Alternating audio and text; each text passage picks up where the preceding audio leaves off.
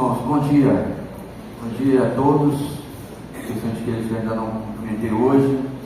Vamos lá, estamos na nossa lição número 10, 13 de abril. E se você teve preguiça de vir aqui hoje, você veio ao lugar certo. Porque é o que está na nossa lição. Certo? Então vamos lá orar e aprender a palavra de Deus hoje, 13 de abril. Lição número 10, Provérbios, vivendo com sabedoria. Oremos. Deus querido, muito obrigado pela tua palavra. Obrigado, Deus, pela instrução que ela nos traz. Como, ó Deus, é instrumento de mudança nas nossas vidas e que nós possamos, ó Deus, ser renovados nesse entendimento a cada dia, na necessidade que temos da instrução, da exposição a nós da tua palavra, da confrontação que ela traz.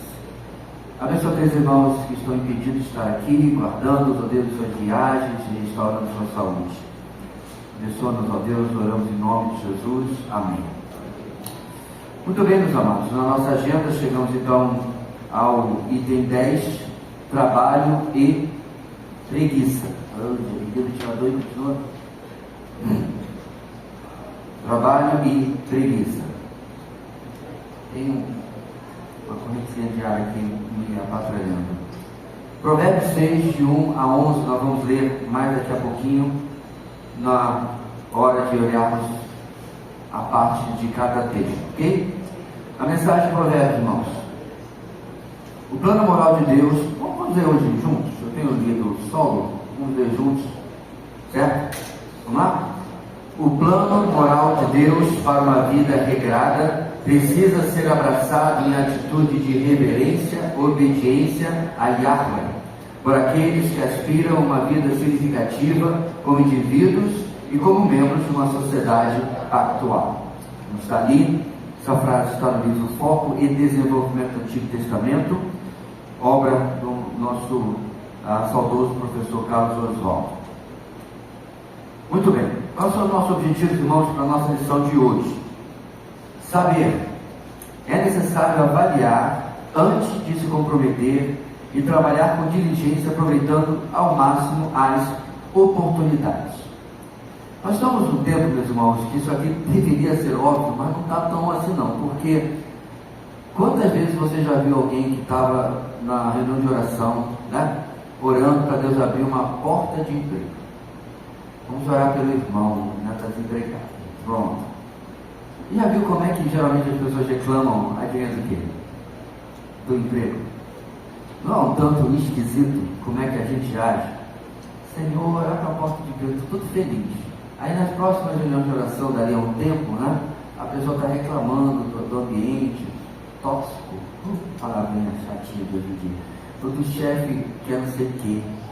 Ou então, amanhã é segunda-feira, dá uma unção de Garfield na pessoa e a odeia segunda-feira. O que você queria? A porta de emprego abrisse, você ficasse em casa assistindo Netflix e o dinheiro cair na conta? Mas a gente é assim, a gente reclama de algo que pedimos. Então, como está ali, é necessário avaliar antes de se comprometer. Por exemplo, se você está hoje em dia pensando em fazer um concurso, né, que é um comprometimento geralmente de longo tempo, né, tem gente que faz por causa do, né, e aí você está preso em uma coisa que você não gosta de fazer por quantos anos? E assim vai, né? E assim a gente precisa entender direitinho o que nós estamos tomando como um compromisso a longo prazo. Sentir gratidão a Deus pelo trabalho e pelo sustento diário, certo? Porque é assim que a gente paga nossas contas, que coloca pão na nossa mesa. O irmão da nossa igreja, há muito tempo atrás, na verdade, há 20 anos atrás, ele falou uma coisa impressionante, como esse pastor não tem exatamente um superpoder na memória, meu anti-superpoder, mas algumas coisas gravam assim a fogo. Ele diz o seguinte: o nosso trabalho não é um fim em si mesmo, mas é um meio para o fim, que é servir a Deus. Eu achei perfeito, pode botar entre aspas e botar o nome dele embaixo, porque é isso mesmo. Um dia você vai ser ex alguma coisa, né, no seu trabalho, ex-professora, ex-engenheiro, ex-pedreiro, ex qualquer coisa, mas você vai sempre servir ao Senhor, né? Então temos que ter gratidão por isso e agir Faça tudo que estiver ao seu alcance para pagar as suas dívidas. Se for necessário, acorde cedo e durma tarde. Então, por fim, nós vamos ver que a relação com o trabalho tem a ver também com uma relação de honra, para que a gente possa, primeiro, viver dentro daquilo que nós ganhamos e manter uma vida, um nome saudável. Infelizmente, acontece algumas vezes na vida de cristãos de enrolar-se de tal maneira que se torna realmente algo inimaginável. Eu acompanho esse camarada, eu nem lembro muito seus nomes não, mas eu gosto muito do perfil dele. Desde quando ele aparece no TikTok, desde quando ele aparece no Instagram, acho que ele coloca tudo quanto é lugar. Ele é um conselheiro financeiro. É lá só isso, né? Mas ele pega cada caso que eu fico impressionado. A dívida da mulher estava beirando $950 mil. Faz as contas. 200 e pouco de crédito estudantil. O empréstimo para fazer faculdade. Lá tem a Community College é pública, né? Pronto, tem a... Não, também não. É paga? Todas mesmo as públicas são pagas, mas deixa... Pronto, não tem ensino superior gratuito, né? Tudo é pago. A Community College, que é a mais básica, a mais simples, deve ser mais barata do que, obviamente, uma Harvard ou uma Yale, né? Mas, às vezes, as pessoas ganham uma entrada lá, né? Que também não é vestibular, né? Com mérito que você acumula durante o seu ensino médio, né? Enfim, então lá estava devendo 200 e pouco, total 900 e tanto. A mortgage, a financiamento da casa era outros 300 mil, e assim ia, e cartão de crédito, $150 mil. Eu ouvi daqui e falei, gente, qual é a criatura dorme de noite? Eu não sei. Por quê? Né? E na conversa, por que eu estou destacando esse caso particular? É um crente, casal evangélico, casal cristão, pela conversa, né, e tal, que está se dando ali. Ou seja, a Bíblia tem, irmãos, para nós, princípios. E nós vamos ver aqui algo bastante rápido, mas eu repito, porque nós já tocamos nesse assunto anteriormente. Nós temos uma matéria inteira no nosso canal chamada Princípios Bíblicos de Finanças, certo? Inclusive tem alguns conceitos bem práticos lá. Então, nós já tivemos, em tempos anteriores da nossa igreja, eu mentia isso devido ao momento de oração na sexta-feira, na época, né? Mais da metade das famílias da igreja é extremamente enroladas. E aí, obviamente, por questões diferentes. Mas sempre meus irmãos, no fundo, porque eu não estou passando pelo caminho que Deus colocou para administrar absolutamente qualquer coisa na minha vida. Relacionamentos, casamento, finanças, trabalho, ministério, e assim por diante. Eu tento pintar fora das 4 linhas, né, do desenho lá, inventando moda, e acho que vai dar certo. E obviamente está muito ruim. Ok? E vamos falar de outras coisas aqui ao longo do nosso caminho. Nossa introdução, irmãos. Como você tem administrado a sua vida financeira? Você está fazendo uso do crédito rotativo do seu cartão? Existe isso? Acho não, porque agora você não paga já entra em financiamento, né? Desde a época do nome, eu vi a saber da minha sanidade de Sarney. O vampiroso lá, o Demi? Demi. Mas era apelido que eu só dava para ele, que era vampiroso, passou um pano de braço assim. O Demi mudou isso. Você tem crédito rotativo, ou se é crédito rotativo quando financia, não sei. Empresta o seu cartão de crédito para amigos e parentes? Misericórdia. Faça isso não, né? Faça isso não. Já se viu na situação de assumir uma dívida por ter se tornado fiador de alguém? Nós tínhamos um irmão na nossa igreja de muitos anos atrás que foi ajudar a filha de um casal do coração, amigo, mais chegado que meu irmão, está pagando a dívida estudantil dela até hoje. Porque ele foi fiador no crédito estudantil da menina e ela não pagou. Está formada, está trabalhando e ele ficou com a dívida. Ai, ai. Em relação ao trabalho, qual é a sua rotina diária? Você levanta sempre com disposição para trabalhar, ou você é dominado pelo sono e sempre se atrasa? Você se considera uma pessoa produtiva no trabalho ou é um procrastinador? Um monte de bordadas aqui, tem para todo mundo, pegue a sua, com certeza são coisas que a gente de um nível ou outro já luta ou já lutou, né? Continuando, o assunto preguiça tornou-se divertido e engraçado. Na internet, há vários memes minimizando a preguiça e a irresponsabilidade, como, por exemplo, sair de casa às 8h30 para tentar chegar ao trabalho às 8. Greg Morse chama isso de desperdiçar a vida de forma sutil. Afirma que o homem deixou de lado a preciosidade do tempo, passando a se mover com coisas fúteis de maneira imprudente. No texto de hoje, falaremos sobre o perigo de se tornar fiador de alguém sem antes planejar os riscos e avaliar as condições. Falaremos também sobre a necessidade de trabalharmos com diligência e das consequências da preguiça, áreas que, se deixadas sem supervisão, são um caminho para o fracasso. Então, como vocês podem ver, meus irmãos, são questões que batem muito perto da nossa vida, muito perto de casa, né? Uma vez que todos nós temos que trabalhar, né? Quem não trabalha está procurando trabalho, a não ser o pessoal dessa geração neném hoje, né? Qual é essa geração neném? Nem estuda, nem trabalha. Eu não sei exatamente o que deve ser de energia solar, né? Porque, ou sustentado obviamente com alguém, porque não existe almoço grátis. Tudo custa e alguém está pagando, certo? E parece brincadeira, mas existe hoje, essa semana, um estudo. Quem é do Maranhão aqui? Ninguém quer levantar a mão? Quer assumir? Não? Faz uma luz. Mais de 50% do Estado está vivendo de auxílio federal. Mais de 50% do Estado. Já pensou o que é isso? Só não é mais gente porque tem um monte de maranhense pelo Brasil, senão tinha mais gente. Boa Vista, então, se não tem, tem os antepassados. Gente, isso é aterrorizante. A pessoa se contentar, não, pastor, é porque não tem emprego, porque tem. Não. Em todos os casos, não. Na verdade, irmãos, isso é uma bola de neve. O assistencialismo, ele gera comodismo, e o comodismo é a antítese, é o contrário, é o antônimo do empreendedorismo. Você não vai pegar nem um carrinho de picolé para vender se alguém está colocando comida na sua mesa, meu amigo. Nossa irmã, seu nome, trabalhava numa aldeia aqui perto, que dá para você ir de carro, é perto, né? Mas é uma aldeia indígena. 10 anos atrás, 15 anos atrás, tinha roça, tinha criação, tinha tudo. Hoje não tem absolutamente nada. Nada. Se vive de Bolsa Família e outras, pessoas indígenas tem outras coisas, outros pendulicários aí, né?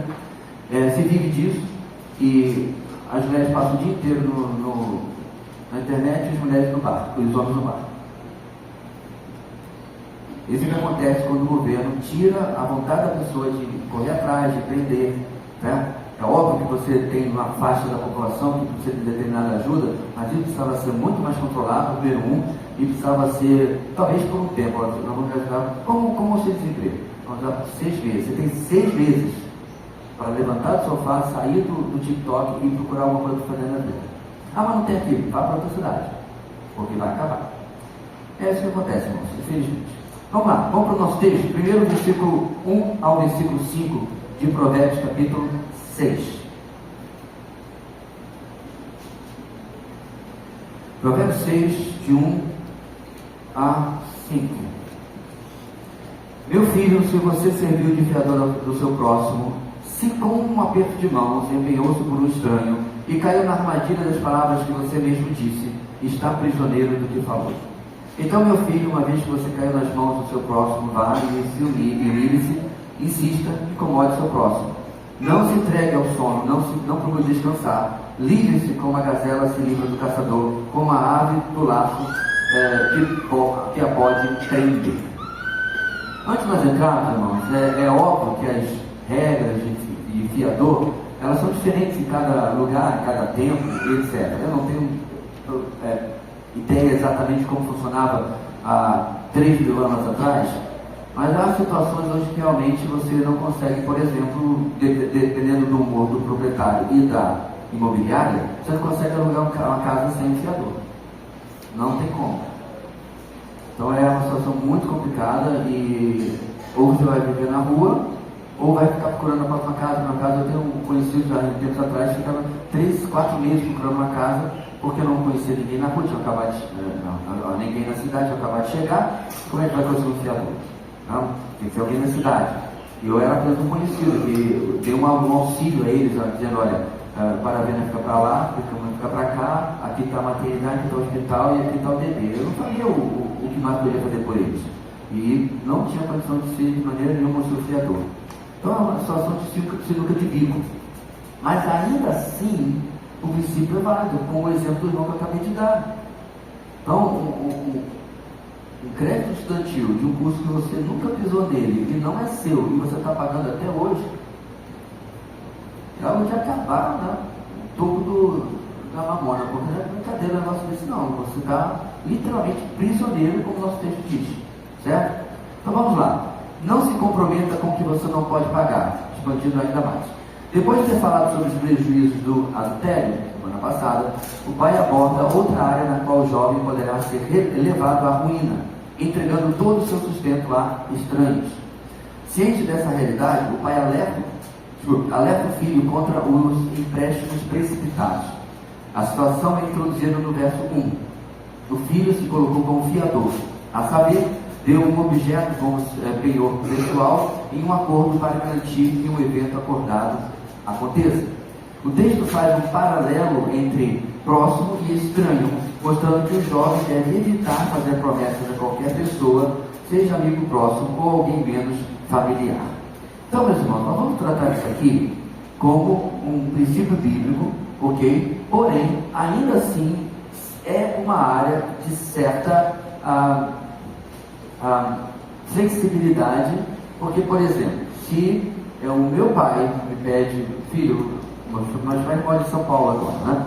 Eu não teve necessidade de fiador, acho que foi calção, no caso ali. Ou seja, você paga 1, 2, 3 aluguéis antecipadamente e isso depois é devolvido quando você encerra o contrato, né? Isso, inclusive, é o que você deve procurar preferencialmente em lugar da figura do fiador. Mas se meu pai e minha mãe me pedem uma situação dessa, obviamente eu vou conversar com minha esposa, eu tenho que ajudar meu pai e minha mãe. Então é claro que há situações bem diferentes, né, que você não vai negar ajuda aos seus pais, sempre quase ele agora octogenário.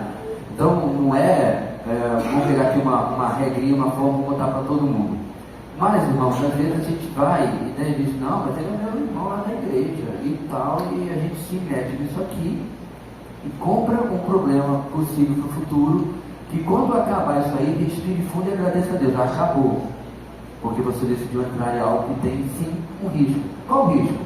Necessariamente pode ser, como esse caso que eu mencionei, que a menina simplesmente não tem consciência e está dando literalmente um calote no nosso irmão em Cristo. Não. E se a pessoa entra numa crise financeira e não consegue mais pagar a sua dívida? Ela é sua. O exemplo anterior que eu dei, né, é mais que a minha obrigação, se houvesse uma crise financeira, ajudar os pais. Mas no caso de uma outra pessoa, outro próximo ou estranho, como o nosso texto diz, é necessário bastante critério e sabedoria quanto a isso.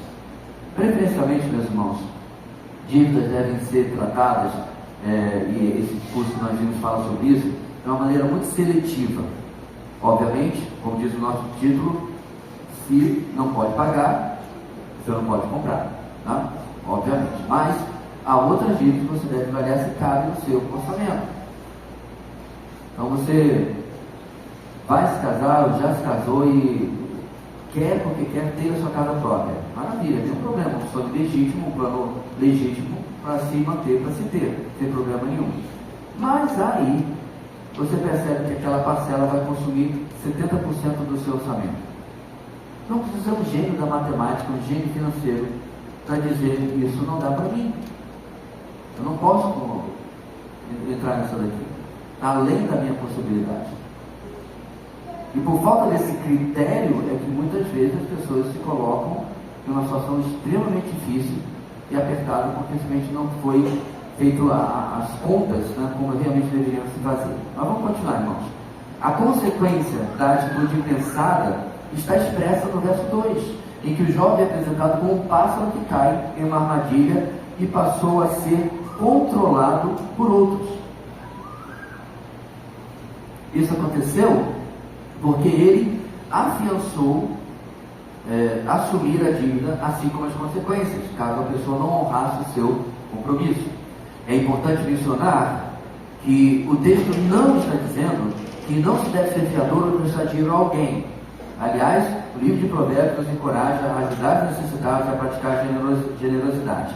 O alerta do sábio é sobre o perigo de se tornar fiador sem que, de fato, a pessoa tenha condições de assumir a dívida. Em outras palavras, a pessoa não pode fazer uma promessa impensada sem calcular os riscos.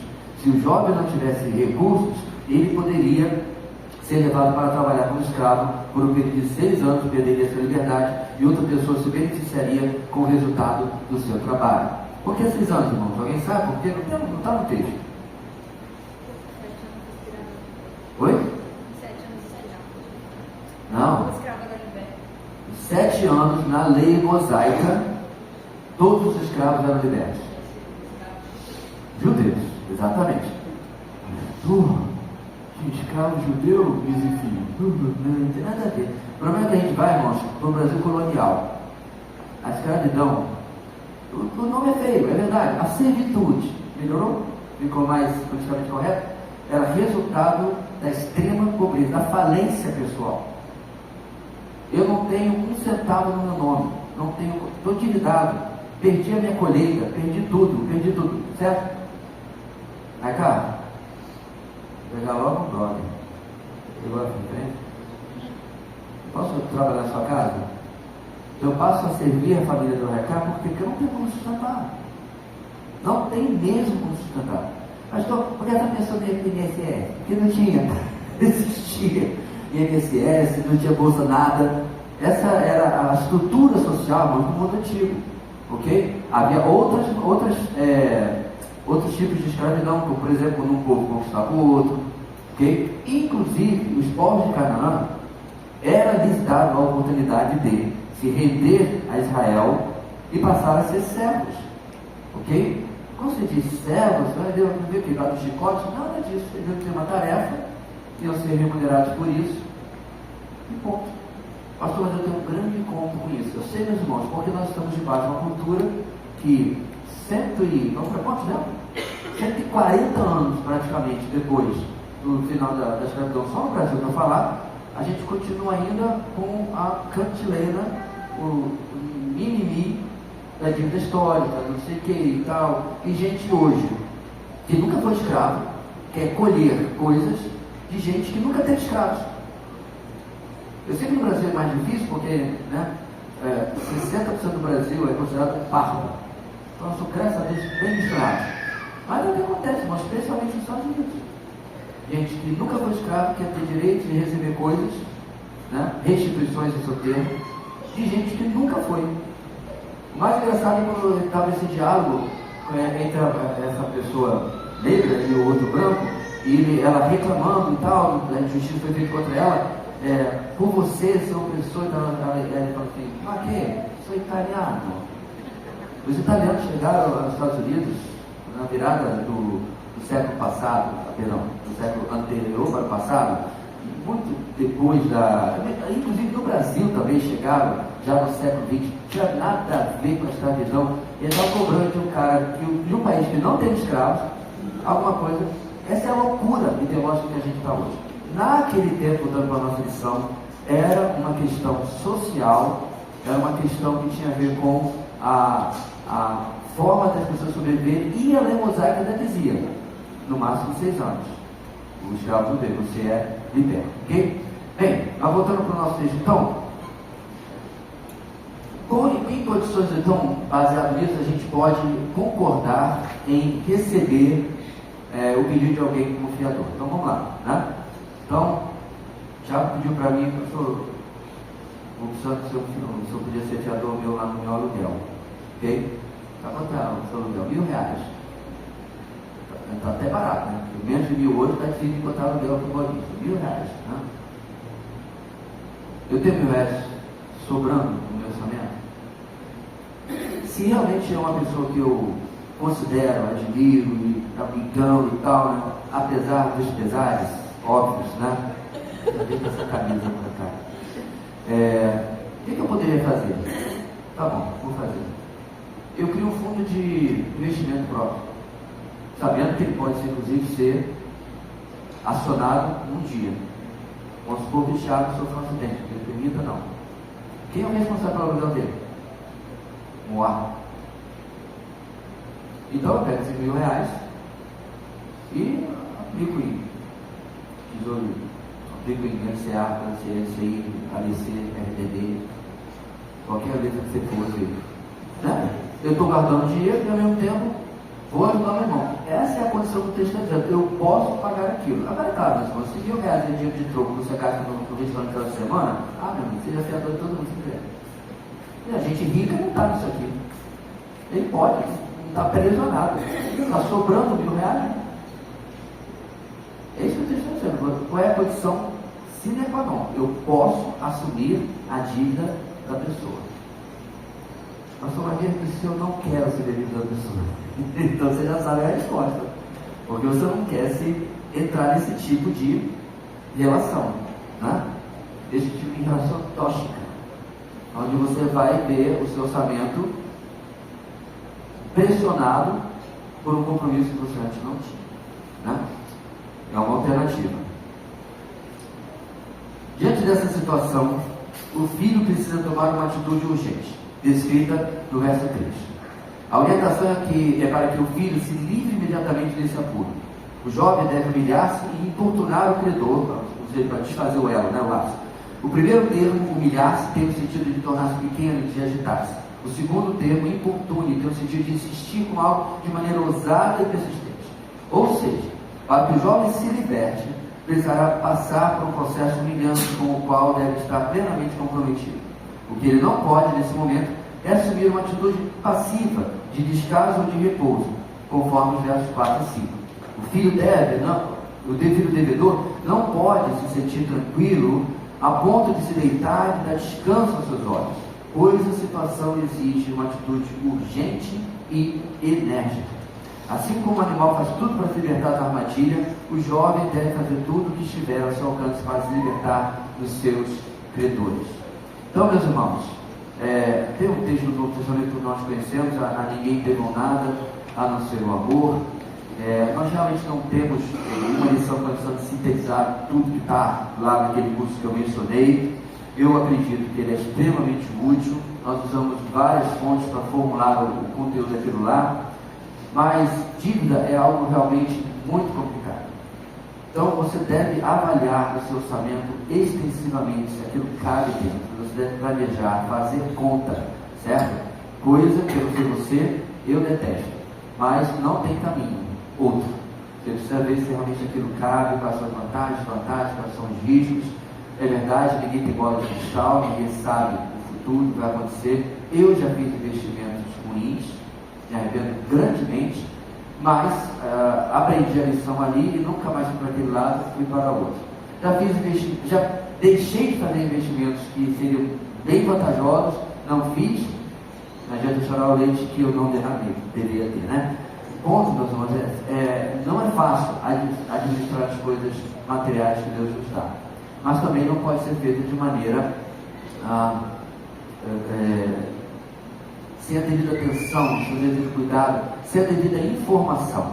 Certa feita, eu perguntei ao irmão da minha igreja, que era muito bom com números, com finanças e etc., sobre 2 cenários, certo? Se seria mais interessante fazer este ou aquele. Com meia dúzia de explicações e frases, ele mostrou que o mercado isso, que os juros aquilo, e sei lá o que e tal, e disse: você está entendendo, pastor? Então, com certeza, o senhor está indo para o caminho certo, vá para a opção 1. Eu falei: ok, eu entendi 10%, mas o expert é o irmão, mas pelo menos eu estava no caminho certo. Não é vergonha, meus irmãos. Não temos que dominar e saber todas as coisas. Tem como saber todas as coisas. Recentemente eu tive que tomar uma decisão sobre manter-me fazendo uma coisa ou adiantar os pagamentos de uma determinada dívida de longo prazo, de bem durável, como se diz. O ponto é que eu tive que perguntar A, perguntar B, o que você acha, fazer conta e chegar a uma conclusão. Que não podemos achar que os procedimentos vão se resolver por mágica. Né? Essa parte do se humilhar, ele não se humilhou diante de um gerente de banco. Mas o que você faz aí comigo? Né? Corta os juros e tal, para você poder se livrar de algo que está ali arrastando. No fundo, meus irmãos, a nossa lição ela vai repousar sobre uma palavra muito conhecida nossa aqui na igreja, porque já foi mencionada em N ocasiões diferentes: contentamento. Porque esse é o nosso problema. É aquela coisa dentro de nós, obviamente isso tem a ver com nossa natureza pecaminosa, de que isso aqui não é suficiente, ou eu preciso de mais alguma coisa. Geralmente isso está sendo usado para ocupar algo na minha vida que não vai conseguir, ou preencher, quer dizer, algo na minha vida que não vai conseguir. E aí cada um de nós, infelizmente, tem algo assim em níveis e graus diferentes, né? Ou é aquele camarada que não consegue ficar sem comprar a última sensação tecnológica, ou aquela senhora que vai ser uma centopeia, que não pode passar em frente aos sapatinhos de sei lá o que ali e tem que comprar a nova coleção. Eu já conheci gente dos dois lados que tinha coisas tecnológicas que nem da caixa tinha tirado direito, tiraram para ver que a Amazon havia entregue, mas nem usaram. Vou lhe dar uma coisa, por exemplo. Eu acho maneiro demais drone, mas muito legal. Mas vai ser igual criança. Tá bom. E lá se foram 2, 3 mil reais para absolutamente nada. Eu não trabalho com marketing, não trabalho com fotografia. Quantas vezes eu tenho que olhar o telhado da minha casa? É literalmente consumismo. Eu vou comprar, vou me divertir aqui e acolá, não poder entrar por retiro da igreja, aqui o água de cima, depois. Mas às vezes a gente não faz exatamente isso. Compra. Quantas mulheres têm sapatos que literalmente estão santos, porque nunca foram manchados com o chão. A sola está incólume, não tem nem um arranhãozinho, mas estava na promoção. Como diz um sábio, se você não comprar, o desconto é maior. Todo mundo pegou a referência, né? É o Júlio, do pai do Cris, e todo mundo odeia Cris, ele está certo, né? Irmãos, pela graça de Deus, eu já tive a oportunidade de entrar várias vezes nesse shopping center e não comprar nada. Só para fazer o que lá? Eu fui ver, vejo uma coisa e saí, o preço não estava de agrado, eu fui embora. E ainda, às vezes, dentro dos 15 minutos do estacionamento. O Júlio ia ficar orgulhoso de mim. Nem estacionamento paguei. Mas, geralmente, não é assim. A gente vai, né? Para ver A e sai com o alfabeto todo. B, C, D, E, F, G, inclusive o W, o Y e o... Qual é o outro que tem? E o K. Está com todas as letras do alfabeto e foi para ver informação sobre A. Mas sai. Então a gente está brincando aqui, meus irmãos, mas o consumismo é algo real nas nossas vidas. A gente precisa daquilo, do que quer que seja. E talvez você esteja pensando assim, eu não sofro disso aí não. E às vezes você não sofre disso aí porque você já está atolado de dívida. É muito difícil ser consumista quando você já está atolado de dívida, né? Não tem mais espaço, a bandeira está cheia. Deus permita que não, o nome já está no prego. Se você não tem crédito, a pessoa sem crédito é a menos consumista do mundo. A não ser ficar emprestado para alguém. Aí a bola ficou pior. A bola de neve está começando a ficar com lama. Então, irmãos, brincadeiras à parte, essa é uma área extremamente importante. Uns dias atrás eu falei todo o contexto da minha esposa, desculpe o exemplo pessoal, amor, que tem um valor de tal, ganhei tanto de desconto no juros. Rapaz, eu tinha feito gol de placa. Eu fiquei muito feliz. Eu fiz um cálculo, um plano calculado para pagar em tanto. Aí no mês X foi sobrando, eu consegui juntar o dinheiro que eu havia perto. E falei, peraí. E eu economizei 27% do que eu ia pagar se eu continuasse pagando até essa hora. Essas coisas, meus irmãos, é que deve dar satisfação a gente se livrar da armadilha. Houve a necessidade? O que às vezes acontece, meus irmãos? No carro, quem lembra do meu Santana ainda, né, daquela época? Bateu o motor lá e pra caralho, mano. Nem para bater aqui, né? No mesmo set, pelo menos, era mais fácil. Não, tive que pagar um caminhão 3/4 para trazer o carro para cá e eu não tinha dinheiro. Então teve que ser algo parcelado. Então você acaba de se envolvendo nisso porque as circunstâncias ele apertam de alguma forma, mas ainda assim precisa ser algo extremamente calculado. Eu quero finalizar da seguinte maneira, meus irmãos. Vamos voltar na parte do não é vergonha pedir ajuda. Há também uma penca de anos atrás, eu morava no São Francisco, o casal da nossa igreja estava daquele jeito, né? Meia narina do lado de fora. Já estava quase botando os snorkel na narina para poder atolado de problemas financeiros, certo? Por más decisões e por eventos fora do seu controle. Bem, finalmente, depois de nadar e morrer na praia, eu não lembro exatamente se alguma coisa que eu comentei com ele provocou isso, ou se eles vieram voluntariamente, não lembro. Mas vamos conversar. Você tem com o irmão lá, o esposo, né, lá no meu escritório, quarto, lá em casa, na época. E aí eu falei assim, primeira coisa, se você vai receber ajuda de alguém, você tem que ser transparente. Não adianta dizer que você está devendo 5 se você está devendo 20. Não vai resolver nada, nada. Tá?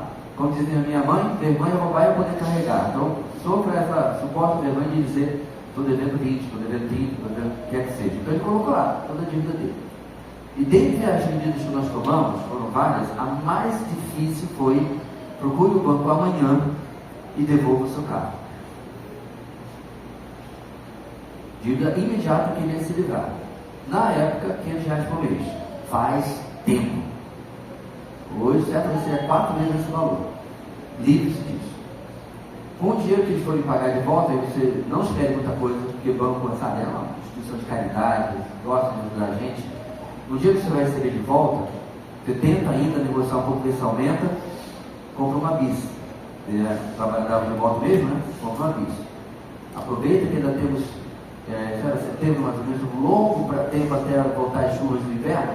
Então, até lá, né, dá para a gente ver o que vai fazer. E ele fez isso. E eles todos falaram, pastor, foi mais difícil que a gente já fez na vida, porque esse carro foi comprado. Está preparado? Com tanta oração, aparentemente não foi suficiente. Porque se é uma coisa fora do seu orçamento, como pode ser resposta de oração? Não tem sentido. E aí foi, meus irmãos. Bem, 6 meses, 7 meses depois, a vida estava estabilizada e eles puderam agora sim, com uma prestação bem menor e com um carro bem mais velho, poder novamente comprar isso aí. É difícil consumar essas decisões. É cortar na carne. Mas começa pedindo ajuda. Porque às vezes a gente precisa de alguém que diga, acorda, tirar a gente do torpor das decisões que nos levaram e dizer, faz isso e aquilo. Certo? Procura um irmão que você confia e você vê isso cuidar dessa estabilidade para ser ajudado. Ok? Vamos para o nosso intervalo, meus irmãos. Depois a gente vai falar desse famoso inseto do nosso texto. Ok, meus irmãos, seguindo adiante, vamos agora para versículo 6 até o versículo 11. Provérbios 6, de 6 a 11. Observe a formiga, preguiçoso, reflita nos caminhos dela e seja sábio. Ela não tem nem chefe, nem supervisor, nem governante, e ainda assim armazena suas provisões no verão, e na época da colheita junta o seu alimento. Até quando você vai ficar deitado, preguiçoso? Quando se levantará do seu sono, tirando uma soneca, cochilando um pouco, cruzando um pouco os braços para descansar? A sua pobreza o surpreenderá como um assaltante, e a sua necessidade sobrevirá como um homem armado sobre. Não sei se o texto está correto. Como é que termina o versículo 11 na sua pensamento? É assim mesmo? Sobre você. A minha vez eu comi a palavra você, né? Engraçado. Homem armado só? Ok, eu ia entendendo como sobre. Não tem nem por você aqui. Bem, aí está. Então o próximo tópico abordado pelo pai é a preguiça. De maneira muito prática, ele convida o filho a olhar para o desenvolvimento e o sustento da vida ao seu redor. Seu objetivo é que o filho evite a pobreza. Para tanto, aponta a atividade da formiga, verso 6, a fim de ensinar ao jovem uma grande lição. O filho deve atentar para o estilo de vida desse pequeno animal. Eu não sei, meus irmãos, se não me engano é La Fontaine, ou Isopo, não sei, se inspiraram nesse texto quando fizeram o famoso conto, qual é? A formiga cigarra, né?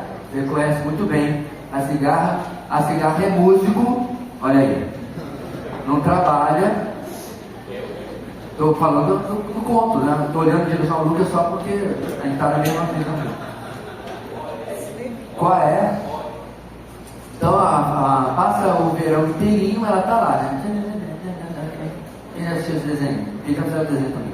E tal, e tocando lá, né, o violino dela, né, e as formigas estão para cima e para baixo, carregando folha e armazenando, né? E tem aqueles diálogos e tal. Aí, nossa, sabe o que você está fazendo, tem que aproveitar a vida. Agora, a gente está falando, meus irmãos, obviamente da perspectiva europeia, de onde esse conto foi feito. Inverno é inverno, né? As folhas, as árvores ficam completamente sem folhas, principalmente Deus faz tudo perfeito. Já pensou ao peso da neve acumulado sobre uma árvore com a copa cheia? A árvore ia quebrar. Então, o que Deus fez? As folhas caem e a neve não se acumula, né? Então, tudo coberto sob neve, não tem de procurar alimento com facilidade, e a cigarra está em maus lençóis. E as formigas estão quentinhas lá. Lá no conto, a cigarra é resgatada pelas formigas, já quase se congelando, e aí ela aprende a lição e passa o inverno todo divertindo o formigueiro, né? Ganharam música ao vivo com a cigarra. Bem, pelo menos essa é a versão que eu conheço. Eu não sei se originalmente, eu nunca li o livro. Originalmente o livro tem outro final, que ela morre, é meio lúgubre assim. Ponto, meus irmãos, é que é impressionante como a Bíblia usa exemplos da natureza para mostrar lições que Deus nos deixou. Este é um. Jesus mesmo disse que nós devemos olhar as aves do céu. Não semeiam, não colhem, e seu Pai Celestial dá tudo. Peraí, então não vou semear, nem vou colher. Não, essa não é a lição do texto. A gente vai passar por ele lá em Mateus. A lição do texto é confiança. É um texto anti-ansiedade, certo? Aves não semeiam nem colhem, mas trabalham, ok? Então, nós estávamos conversando essa semana lá na varanda, apareceu o BTV, e ele estava lá no quintal, catando coisas na grama e levando provavelmente para um punhinho ocupado, né? E trabalho, esse é o trabalho dele. Caçar, né, minhocas, etc, e fazer, mas sustentado pelo Senhor. Essa é a lição do texto. E assim vai, meus irmãos. Há muitas outras instâncias, outros exemplos onde isso acontece, né? A formiga é apresentada em uma condição muito propícia à vida despreocupada e ociosa, visto que não tem uma estrutura hierárquica que a obrigue ou subvisione no trabalho, verso 7, mas está sempre desempenhando seu trabalho diário. Mesmo não tendo chefe, oficialmente ou comandante, a formiga está sempre motivada a trabalhar duro e de maneira paciente, coletando e armazenando, usando o seu sustento, verso 8, que sem dúvida será abundante. Bem, no formigueiro, meus irmãos, obviamente tem a figura da rainha, como também tem outras estruturas de colônia, mas realmente não tem hierarquia de uma formiga mandar na outra. As diferenças entre as formigas de um formigueiro tem a ver com a sua função. Tem aquelas que defendem o formigueiro, tem aquelas que apenas trabalham, e assim vai. Mesma coisa numa colmeia e assim por diante. Então o texto fala de alguém que sabe o que tem que fazer, como a formiga. Que não simplesmente vai cruzar os braços, mas vai cumprir a sua função. Então, queridos irmãos, eu quero tomar liberdade aqui, particularmente os jovens, certo? O tempo passa rápido, muito rápido. Se você hoje não plantar algo que você planeja colher no futuro, não vai sair do nada. A não ser que você tenha um tio rico com o pé na cova, você está orando para a saúde dele, mas não com muita fé, para que ele possa logo se descansar, vamos chamar assim, você precisa correr atrás do seu. Você precisa fazer por onde? Você precisa planejar para o seu futuro. E esse é um problema, meus irmãos, também da sociedade de hoje. A gente vê claramente em que o assistencialismo não ajuda em nada. Você vê uma geração, a gente brinca muito com a geração Z, mas é verdade, somos os últimos adolescentes para jovens agora, que eu acho que eles estão esperando o maná. Só pode ser. O maná que vai cair todo dia, né? Vai colher ali e não precisa correr atrás de nada. Ou, como eu disse, parece que tem algum parente rico para prestes a morrer que está esperando. Quando, na verdade, meus irmãos, como diz o velho ditado, né? A vida só é dura para quem é mole. E nós vemos uma geração que não consegue simplesmente entender o sentido de trabalho, de sacrifício, de correr atrás. Quantas e quantas vezes eu conversei com jovens que estavam se lamentando porque trabalhavam o dia inteiro e estudavam à noite. Eu falei, o que você queria que você? Não, porque é muito pesado. Mas é para ser pesado. Por isso chama trabalho. Se fosse para ser leve, tinha outro nome. Mas é como se eles esperassem que as coisas fossem acontecer por outro motivo, por outro jeito. Eu não sei, meus irmãos, exatamente onde que a sociedade pegou a curva errada e começou a passar uma mensagem completamente torcida. Eu julgo que algumas coisas aconteceram, até mesmo com, vamos chamar assim, já quieta, com uma suposta boa intenção. Eles viram um problema chamado trabalho escravo, trabalho infantil. Realmente, que tirava a criança da escola, né? E ela não tinha condição de estudar. Muito ruim, sem dúvida nenhuma. Mas eles foram para o outro lado, onde começaram a subir a idade mínima para uma pessoa trabalhar, uma adolescente, e mesmo assim, cheio de regras, cheio de coisas que ela faz para você não se levar uma multa, ou ser preso, ou tirar o filho de você. É uma atividade, não é tão difícil assim, porque tudo é difícil. Enquanto isso, quando, por exemplo, eu e minha adolescente, acabou a escola, a gente almoçava, eu ia para a loja com meu pai. Não quis ser traumatizado, não deixei de estudar muito. E quantos de nós, meus irmãos, ou você, ou uma geração anterior, começou a trabalhar com 10, 12 anos de idade, para aprender um ofício, para aprender responsabilidade, para aprender a ser gente, e particularmente para aprender a ser homem. Mas hoje há uma tendência de colocar plástico bolha em tudo na nossa sociedade, inclusive nos adolescentes, e aí você vai empurrando. Aí você vai pegar esse camarada que vai ter o seu primeiro emprego, sabe quando? Quando sai da faculdade. Eu não estou brincando, isso é uma pesquisa. Mais perto que ele chegou de um emprego foi o estágio que fez para a faculdade. Oi? E o estágio é obrigatório, senão o camarada nem fazia, senão não se forma. E aí o primeiro emprego dele, ele não tem experiência nenhuma. Aí chega no meio de trabalho, ele confunde chefe com mamãe e papai. Né? Faz as coisas para você, que passa a mão na cabeça, que passa pano. Essa é a situação que infelizmente está vivendo em grande parte. Diga agora.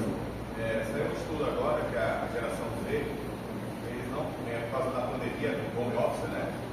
Eles não gostam de trabalho porque eles perdem as séries que estão passando na TV. Então eles têm essa ideia. E a outra coisa é que tinha um amigo meu que era coronel, que ele era diretor de uma escola militarizada, que ele reuniu os alunos para pintar a escola no fim de semana. Né? Para dar um trato na escola, porque o governo estava levando muito. Aí alguns pais foram na Folha denunciar que o diretor estava obrigando os alunos a pintar a escola, que era a educação do governo. Só porque eu esqueci do microfone, o que ele está falando, só para ficar gravado, que alguém não pegou e obviamente a gravação não pegou, um exemplo da geração Z que depois da pandemia eles não queriam voltar ao trabalho presencial porque estava atrapalhando que eles acompanhassem as séries na internet. E o segundo que ele falou foi que uma escola militarizada, o diretor, obviamente militar, convocou os alunos Eu creio que ele convocou, ele chamou os alunos, né? Não obrigado, não pode, para ir na escola, para ter um ambiente melhor. E alguns pais foram denunciar no Ministério Público, sei lá onde lá. É como nós estamos hoje, meus irmãos. Infelizmente é uma sociedade esquisita. Como a sociedade mudou, eu não só tenho 54 anos, mas 54 anos parece que a sociedade mudou 500 anos. Impressionante. Sério, meninos, a vida era muito diferente na década de 70 e 80. Por exemplo, a gente mesmo reformou os bancos de madeira da minha igreja. Hoje é da polícia, pelo que eu estou vendo. Trabalho infantil escravo. Aqui, publicando, essa igreja está usando trabalho infantil para reformar. É o que deve acontecer hoje em dia, porque tudo. Eu trabalhei em muitos mutirões. A nossa igreja foi construída por nós mesmos. Certo? Teve empresa contratada, não. Nós mesmos construímos. Eu participei de todas as lajes da minha igreja. Eram 1, 2 lajes no telhado. 3. Era laje em cima também. Participei de todas. Não tinha fiscal de trabalho enchendo a paciência. Não tinha nada. Não, pastor, mas era o tempo de Velho Oeste, bang. A gente era feliz. Essa chatice de hoje, tudo você tem que ter isso, tem aquilo e tal, qualquer coisa está pagando a multa para tudo, porque não pode fazer nada. Aí você via, gente, eu tinha 11, 12 anos de idade, empurrando carrinho com concreto para jogar na laje. E até de mim, um monte de adolescente também. E é uma diversão, e as irmãs fazendo rua baiana, que a gente, vocês acham que a gente só come feijoada o tempo todo, né? Não, a gente está do lado de feijoada. Era uma rua baiana que a gente gostava. Então fazia a rua baiana, a gente comia juntos, uma alegria. Hoje, confesso que se a gente for fazer um mutirão lá na nossa obra, eu acho que não pode ter um menor, é melhor não, tal. Todo mundo de capacete, porque se cair um clipe de papel na sua cabeça, que vai dar processo, é o tempo que a gente vive. Não, pessoas são contra as leis, não. Eu estou falando de outra coisa, irmãos. Nós estamos envolvendo nosso mundo com boas intenções. Lembra quando eu comecei a falar? Boas intenções. O plástico bolha é tão grande que isso tem se refletido na maturidade da própria população. De como a gente. É o princípio do controle remoto. Em vez de levantar para trocar o sinal, a gente só fica assim. Aplica isso filosoficamente a tudo que é na nossa sociedade. Tudo é fácil, tudo é rápido, tudo não tem. Deixa o governo dar. E aí você tem uma sociedade mole, não sabe simplesmente correr atrás das suas próprias necessidades. Vamos lá. Ele aponta ali no final, meus irmãos, que eu não quero deixar de ler, porque a preguiça vai aparecer em outros textos de Provérbios. E agora a gente vai para aquela parte de Provérbios que fala de ditados estanques, né? Provérbios 12:11. Quem trabalha a sua terra terá fartura de alimento, mas quem vai atrás de fantasias não tem juízo. Na melhor poesia judaica de contraste, nós temos esse reforço aí no final do nosso texto. Seguindo, em seguida o pai aplica as lições aprendidas com a formiga. Diferentemente delas, que acordam cedo e saem para trabalhar, o preguiçoso fica deitado sem hora para levantar-se. De maneira satírica, o pai questiona o filho, confrontando a sua postura inadequada. Assim é o preguiçoso. Ele perde a noção do tempo e não percebe que as oportunidades estão passando enquanto ele dorme. Não percebe como a preguiça o envolve. Por isso, o pai o adverte no verso 10. No livro de Provérbios, o sono desproporcional é uma característica do preguiçoso, que evita a dura realidade do mundo para viver no seu mundo de sonhos. Os poucos, entre aspas, momentos livres que poderiam ser úteis para construir algo a longo prazo são oportunidades para dormir um pouco mais. 23 e 26:14. Vamos lá, 23. Não ame o sono, senão você acabará ficando pobre. Fique desperto e terá alimento de sobra. E 26:14.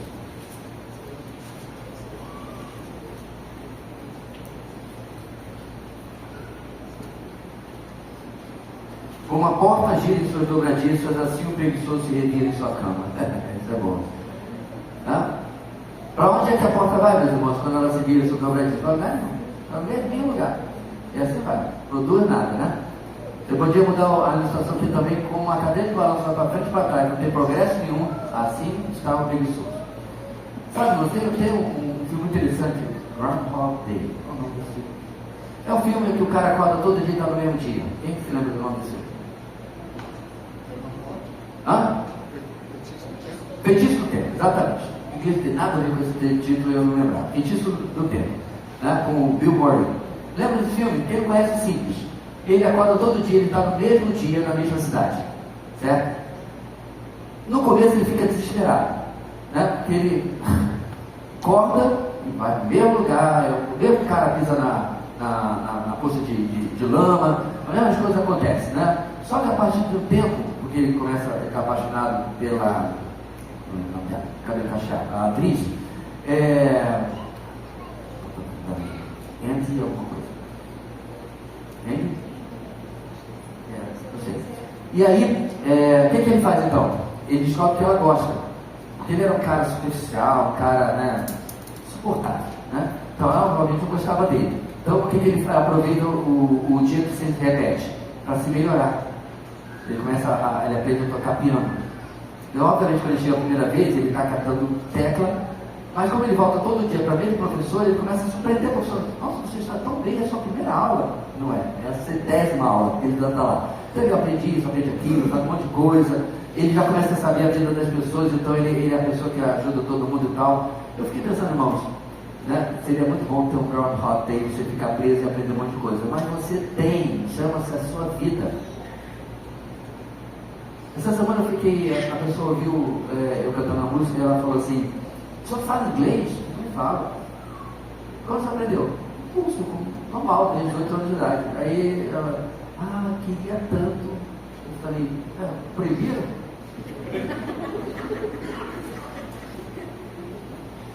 Não, é que... Deixa eu levantar a mão, não. Quantas eu queria tanto você ter na sua vida? Tem tanto passar concurso. Está estudando? Não quer não. Não se iluda, você não quer.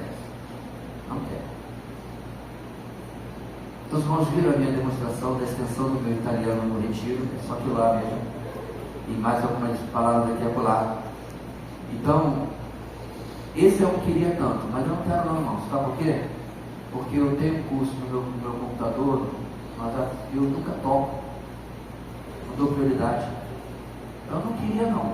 É só uma coisinha assim, um desejozinho. Porque o que você realmente quer, você prioriza. E você prioriza porque você vai olhar aquele contexto, tá, irmãos? Da família. Você vai ver o armazenamento que você tem lá para frente. Você vai largar alguma coisa, como por exemplo, o tempo que você gasta com coisas inúteis. Tá? Seu videogame está aí no meio, viu, jovem?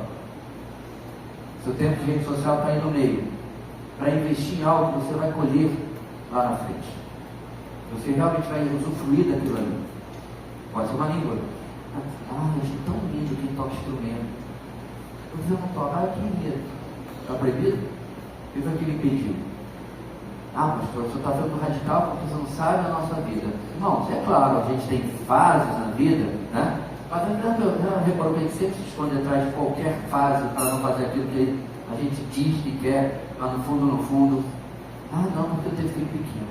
Não, porque eu tenho filho juniores. Não, porque eu tenho filho adolescente. Não, porque eu tenho filho... Agora tem que dar meus netos. Sempre vai ter alguma coisa que eu vou colocar para dizer por que eu não fiz o que eu queria, supostamente, né? Aliás, os antigos falavam, quando alguém falava assim, queria tal coisa, queria, não quer mais? Por causa do tempo verbal, né? Não, eu quero fazer alguma coisa, se é possível, eu vou fazer aquilo lá, eu vou mover a minha vida de alguma forma. Isso inclui, meus irmãos, obviamente, o meu sustento. O que eu quero alcançar na vida. Então, se você quer ir do lado do empreendedorismo, você não está estudando, não está buscando meios, né? O que você oferece hoje para aprender? O que negócio lá do empreendedor, irmão? Não, o empreendedor Sebrae, O que o Sebrae está oferecendo, né, para o empreendedor? Você não está correndo atrás para se informar sobre a coisa? Não vai cair do céu. Simplesmente vai cair. Eu não poderia deixar claro, meus irmãos, a vida cristã, a vida espiritual, né? Quando nós estávamos no seminário, pelo menos era a minha experiência que era da lei da tese também, tinha professor meu que eu ficava assim, esse cara não é desse mundo não. Especialmente nosso professor de aconselhamento bíblico, eu olhava o que ele falava assim, gente, não tinha que me tirar isso. Era uma facilidade de ligar um princípio ao outro, um texto ao outro, e depois eu falei assim, não faz. Não é possível, essa é uma exceção, mas você vê um outro que era muito bom nessa área, ou naquela e tal. Ponto, meus irmãos, é que todos eles passaram por duro trabalho. Não dormiram com a Bíblia, né? Aí passou por osmose. Acordaram no dia seguinte. Agora eu entendi Agostinho. Oi? Entendeu? Não. Passaram horas, leram muito, para poder aprender. Aí de repente você está levando sua vida cristã na base do domingão, né? Domingão, do pastor. E aí você vai, né, para a semana. O devocional é feito de qualquer maneira. Sua leitura bíblica, nós estamos em abril, você ainda está na sua semana de janeiro, ou coisa parecida, que vale. Livros. Vocês lembram da história que eu já contei, né, meus irmãos? De um irmão que tinha um livro do mês há muito tempo atrás, que era assim, ó. Dá para você ler em 3 idas ao banheiro. Que menino. E aí eu casou de perguntar a ele, porque o assunto era pertinente. Esse, inclusive, isso que ele está falando, meu irmão, o nosso livro do mês ajuda aí. Você já leu? Ai, pastor, não tive tempo ainda. Nós já tínhamos trazido o livro. Lulu, agora sou eu, tá? Nós já tínhamos trazido o livro há 4 meses.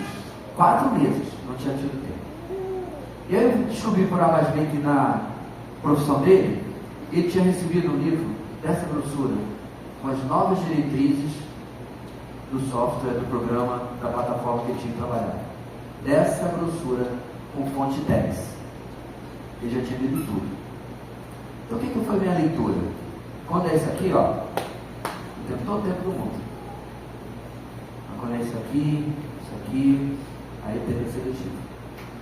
Livrinho, de 100 e pouquinhas páginas, fonte 12, 13, 14, por aí, não dava para ler. E lá estava o insight, a resposta para o problema espiritual que o irmão estava passando, mas ele não tinha tempo de ler. Mas a lista telefônica que ele recebeu do trabalho, estava ali.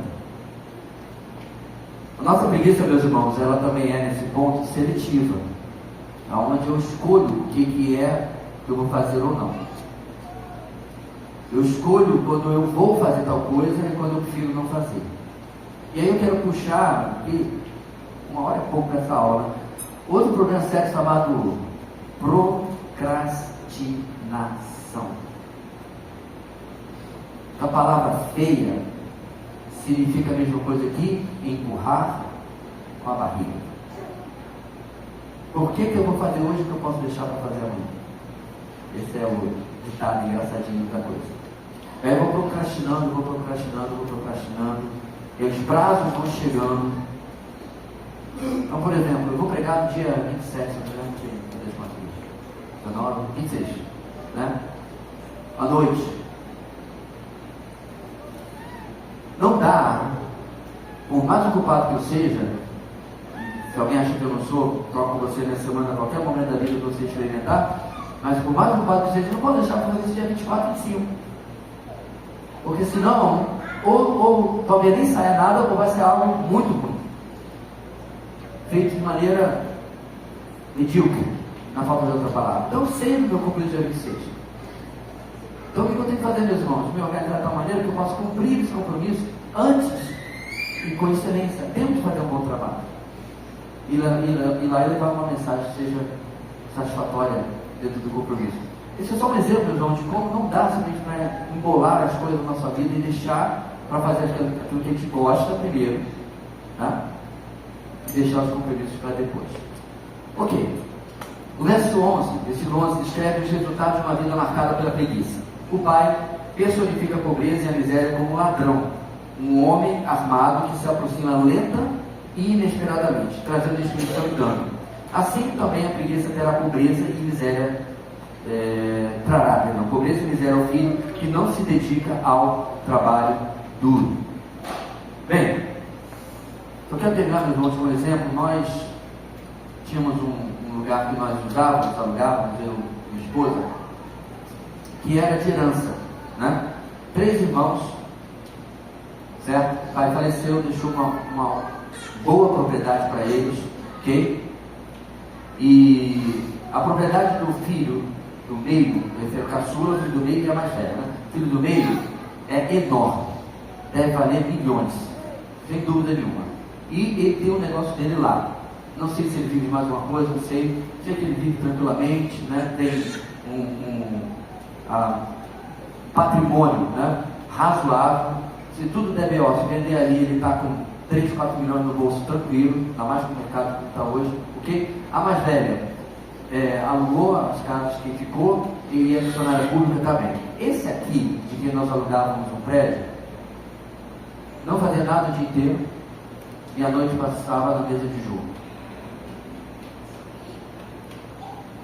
Comumente, nosso aluguel era dia 10, por exemplo, ele chegava, rapaz, quando ele cruzava a esquina lá, porque ele morava perto, eu já pensava um passo para entrar, para ver se me livrava dele, porque eu já sabia o que ele ia vir fazer. Ele ia pedir o aluguel adiantado. Nossa, ele ia R$100 para liberar, tal, adiantado. Ele oferecia até desconto no aluguel, ou seja, ele queria pegar dinheiro de juros antecipado. Eventualmente, depois de nós saímos de lá, ele vendeu. Hoje é outra empresa completamente diferente, né? Ele vendeu. E olha a informação que eu tive, que não tem mais nada. Nada. Isso acontece, gente, muitas vezes quando a pessoa não entende o valor do trabalho, da necessidade de correr atrás de crescer. Mesmo quando você tem o privilégio, né, de ter recebido alguma coisa. Você sabe que das pesquisas que mostram que os ganhadores de loteria, loto, essas coisas, né? Isso é a enorme maioria. Passado alguns anos não tem nada. Absolutamente mais nada. Se ele pegasse o que ele ganhou na loteria e simplesmente aplicasse, ele ganharia a faixa de 1,2, 1,3, 1,5 ao mês. Livre. Em alguns casos são 20, 30 mil reais para você passar o mês. Aí ele preferiu, inclusive você pode torrar 20, 30 mil reais, né? Preferiu torrar tudo. E não tem absolutamente nada. Então vamos fechar, meus irmãos, com a tolice, a preguiça, a sabedoria do trabalho duro, o nosso terceiro ponto. E aí, como vocês podem ver, são textos de diversos capítulos aí, e a gente vai passar de um para outro, né? Na segunda parte do livro de Provérbios, encontramos várias orientações sobre a importância do trabalho duro, em contraste com a tolice da preguiça. Os princípios gerais são: o trabalho diligente enriquece e a preguiça empobrece, certo? Óbvio, ululante, mas precisa ser lembrado no nosso livro sobre sabedoria. Provérbios 10, versículo 4. As mãos preguiçosas empobrecem o homem, porém as mãos diligentes lhe trazem riqueza. Na segunda parte do livro de Provérbios encontramos várias orientações na Bíblia.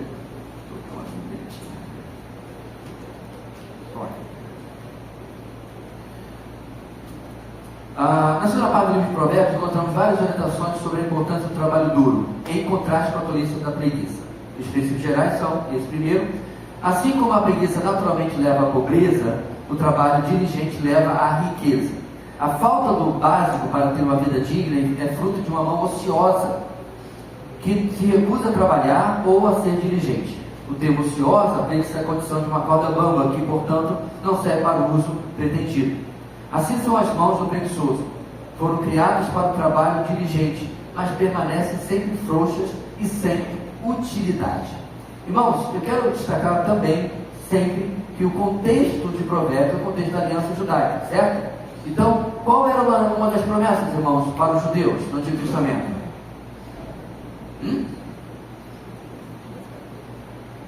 Se eles obedecessem a lei, se tudo desse certinho, eles iam ser prósperos, exatamente. Então, quando a gente fala aqui que preguiça é pobreza, certo? Trabalho diligente é riqueza, vamos adaptar a nossa realidade, certo?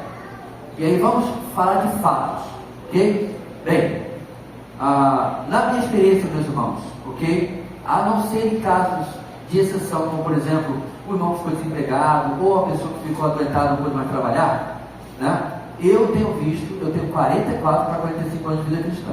Eu tenho visto exatamente o que a palavra de Deus diz. Nunca vi o justo mendigar o pão. É o que diz o Salmo.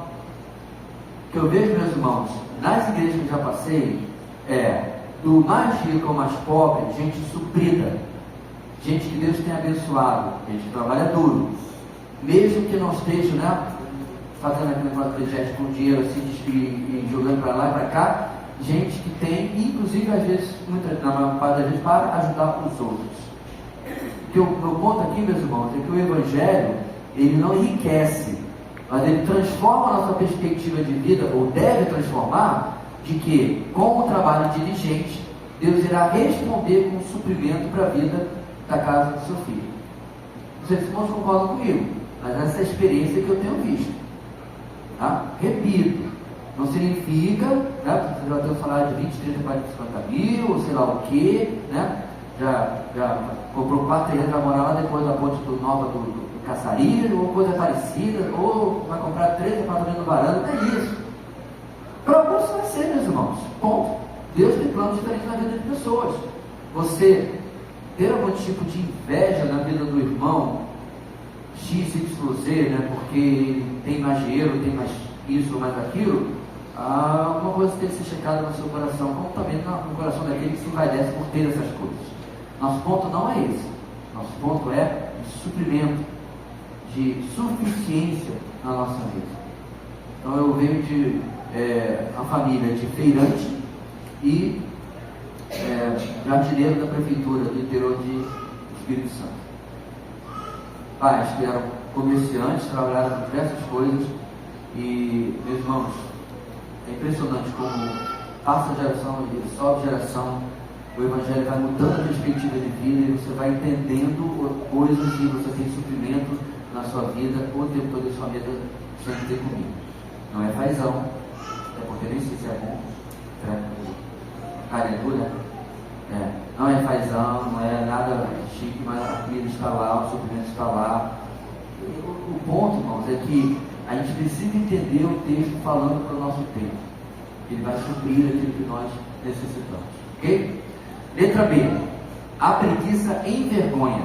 É o próximo versículo do capítulo 10 também. Versículo 5. Aquele que faz a colheita no verão é filho sensato, mas aquele que dorme durante a ceifa é filho que causa vergonha. O que acontece, meus irmãos, com uma ceifa, com uma plantação que a pessoa dorme quando deveria estar colhendo? Não pode isso, A espiga de milho não sai sozinha e vai para o armazém. Pode dar uma super safra, tem que ser colhida ainda. Na verdade, o trabalho do agricultor não acaba nunca, né? Ele planta, depois ele tem que cuidar da plantação, porque dá praga, dá animais e tudo mais. E quando aí está tudo lindo, aquele campo dourado de trigo, pronto, chegamos lá. Chegou não, meu amigo, tem que colher. Claro, hoje você pode pegar uma colheita dentro da John Deere, e é bem mais fácil, mas nessa época não. Trabalho duro, mas o cara que dorme tem vergonha. O filho preguiçoso não somente se autodestrói, mas também envergonha outros. O filho sábio é aquele que aprendeu com as formigas a ser diligente e a colher os produtos do campo no tempo certo. Porém, enquanto esse está trabalhando, o preguiçoso está dormindo, servindo de vergonha. O sábio entende que é dever dos pais ensinar desde cedo o caminho do trabalho. Por isso, os primeiros a serem envergonhados não são os filhos, mas os próprios pais. Seguindo adiante, meus irmãos. Letra C, o preguiçoso é irritante. Versículo 26 também no capítulo 10. Como o vinagre para os dentes e a fumaça para os olhos, assim é o preguiçoso para aqueles que o enviam. O parte do vinagre eu não posso falar nada, porque eu nunca tive essa curiosidade de passar vinagre nos dentes. Não deve ser agradável, né? Porque qual é o equivalente aqui? Fumaça nos olhos. Isso a gente já sabe. Você sabe, né? Há um ano atrás, para quem não sabe, o assistindo, nós viramos Londres. Sem o glamour, sem a moeda, e não era Devon, era fumaça. Né? Tudo coberto de fumaça. Um ano atrás, gente, né, irmão? Estava acabando nisso. Então, graças a Deus pelo tempo chuvoso deste ano, porque não teve chance de ter a mesma coisa se repetir. Muita coisa se perdeu. Nós tivemos um déficit na cultura, em várias culturas, inclusive banana no nosso estado, absurdo.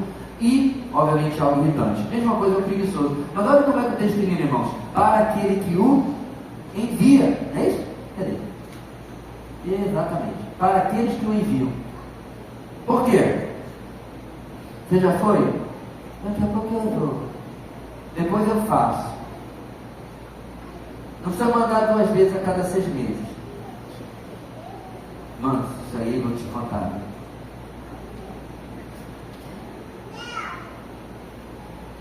É com qualquer coisa, irmão. Pode ser com. O que é isso? O pessoal diz assim: pastor, ainda bem que na igreja é assim, porque o trabalho é voluntário. Tá, quando você estiver liderando alguma coisa e você distribuir, você for ver que a pessoa não fez, você volta e fala comigo. É igualmente isso aqui, meus irmãos.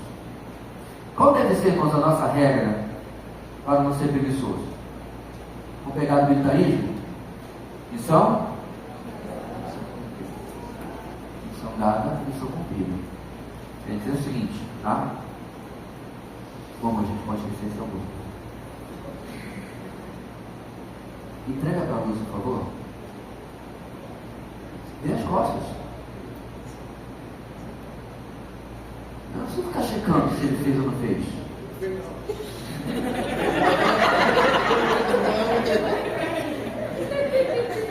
Não fez, mas é que ele ama a sua carne, então tecnicamente estava entregue a luz. Vamos chamar assim, né? Essa deve ser, meus irmãos, a expectativa das pessoas para conosco. Claro, há esquecimentos. Quantas vezes já vi de verão os irmãos? Ai, mãe, eu esqueci de novo a lista de esquecimentos. Agora que ele fez, né? Esquecimentos acontecem, a vida da gente corrida. Então, por isso que é bom ficar lembrando, não, eu te pedi e tal. Mas é diferente do que o texto está falando. É deliberadamente não fazer, porque não é minha prioridade, eu não quero fazer. Não, sai um novo episódio aqui na Prime Video da minha série, depois eu vejo, né? Eu estou aqui assistindo esse vídeo. São coisas banais que o preguiçoso prioriza em lugar de fazer aquilo que deveria fazer. Não é preguiça, meus irmãos, que alguém diz assim: cara, não fiz o que você fez, porque essa semana eu trabalhei de 8 às 10 da noite, comi no carro, não consegui nem, não pude me atender. Ô, irmão, tranquilo, isso não é preguiça. É isso que a gente está falando aqui, de maneira alguma. Vamos lá. Trabalhar com o preguiçoso ou envolver em uma atividade é uma missão extremamente irritante e dolorosa. Como a acidez do vinagre causa desconforto para os dentes e a fumaça irrita os olhos, assim é depender do preguiçoso para a realização de uma determinada tarefa. Por mais simples ou rotineiro que seja o trabalho, o preguiçoso pode atrasá-lo, pode realizá-lo de maneira inadequada, não por falta de habilidade, mas por falta de disposição. Você pode perceber, meus irmãos, que o nosso texto está colocando na categoria de preguiçoso também as pessoas que não se importam com as suas responsabilidades. Então, de novo, não é porque teve o dia inteiro trabalhou, não, ou tipo assim, não, que são vezes que eu fiz, então eu estava em coma. Não é isso. Exigir o cumprimento de uma tarefa de uma pessoa que está impossibilitada realmente de fazer aquilo, é ignorância. Mas quando você vê que a pessoa não fez, porque não se importou com a importância daquela tarefa, né? Com a necessidade daquela tarefa ou coisa parecida, está dentro disso aqui. Letra D. O preguiçoso sonha, mas não realiza. Lembra do que queria? Vamos para o capítulo 13, vira a página aí, irmãos. Versículo 4. O preguiçoso deseja e nada consegue, mas os desejos diligentes são amplamente satisfeitos. Os preguiçosos são apresentados no livro de Provérbios como pessoas frustradas. Tanto o preguiçoso quanto o diligente possuem fortes desejos, e ambos têm expectativas de vê-los concretizados. Porém, o preguiçoso não tem a satisfação de ver realizados seus desejos, pois não trabalha de maneira determinada para alcançar o seu objetivo. Diferentemente deste, o diligente tem seus desejos atendidos.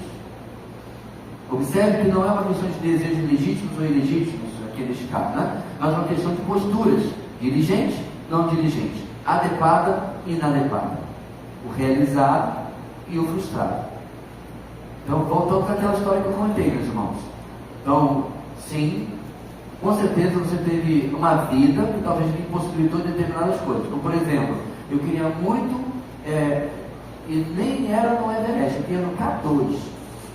Né? Eu queria, mas eu torci meu joelho 2 vezes, fiz 2 cirurgias de cruzado no interior, e é impossível para mim, nem um monte de horário, não me arrisco, porque vai ter que mandar um helicóptero para me buscar. Então, é uma impossibilidade real. Eu não tenho nenhuma preguiça.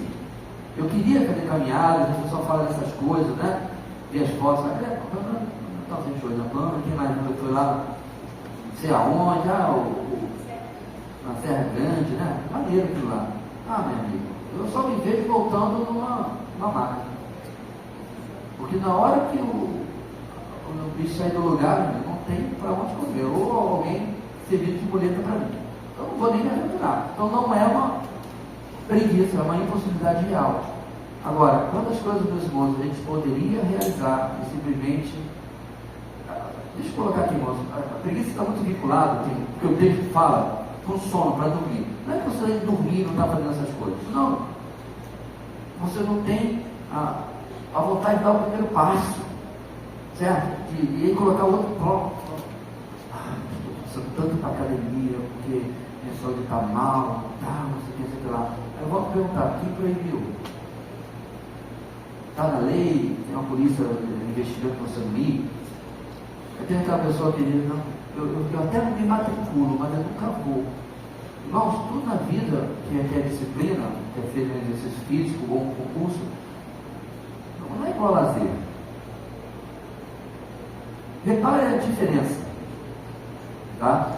Desculpa se você não gosta de assistir série ou filme, mas você já reparou que você vai assistir a sua série preferida e às vezes você vai dizer, legal, mais um episódio, só mais um. Aí você vai lá para o episódio. Vocês mais antigos, nós mais antigos, né? Na época da novela a gente não tinha isso, a gente tinha que esperar na próxima semana, ou amanhã, né? Próxima. Mas hoje você assiste a série toda, se quiser, algumas, ou Maria, não, uma vez só. Aí você vai sem esforço nenhum. Deitado lá na sua rede, na sua cama, e você nem sei que daqui a pouco. E não me identifiquei. E videogame? Só mais essa fase. 10 fases depois, você não fez o que tinha que fazer porque estava só mais essa fase. Ou você para quando enjoa. E se tem gente aí sentindo muito justo, procura. Tem alguma coisa que infelizmente você começa que não tem esforço nenhum e é fácil fazer. A parte da disciplina, irmãos, não funciona assim. Alguém já foi para a academia na força do ódio? Pois é. Tem a força do amor, né? Mas você vai porque, né? Não, estou pagando, então vamos lá. Aí você vai, não quer ir, a música é alta, então você vai. Aí passou uns 10 minutos, você já pega o pique, aí você vai até o final, né? Tá pago, publica foto, você viu? Tá tudo certinho, vai para casa. Quantas coisas de disciplina são assim? Pode analisar a igreja. Eu já fiz estudos, já fiz mensagens, já preparei texto. Não vou dizer na força do ódio, mas na força do dever. Aí não, ódio não. Porque eu queria fazer outra coisa. Eu não quero sentar aqui mais 2 horas estudando, 3 horas estudando, eu quero fazer outra coisa. Às vezes eu estou tão disposto a sentar na frente do computador e ler mais um pouco, e dá vontade de dizer, moça, não tem nada para você estar em casa, não, você vê a profundidade da coisa. Você vê até que ponto ele chega, para não fazer aquilo que requer disciplina, que requer intencionalidade, esforço, cérebro, que não dá para a gente, né, apenas desligar. No meu caso, irmãos, uma receitinha que eu aprendi, não sei se vai funcionar para você, mas eu vou passar, é que eu intercalo. Então, por exemplo, estava estudando, né, de Mateus, e realmente, mas o Tico Teco começou a colar o relé, já estava demais. O que eu fiz? Eu parei e preparei esses slides. Porque é Ctrl-C, Ctrl-V. Nitidamente, meus irmãos, o processador foi de 97% para 10%. Até ouvir música e cantei.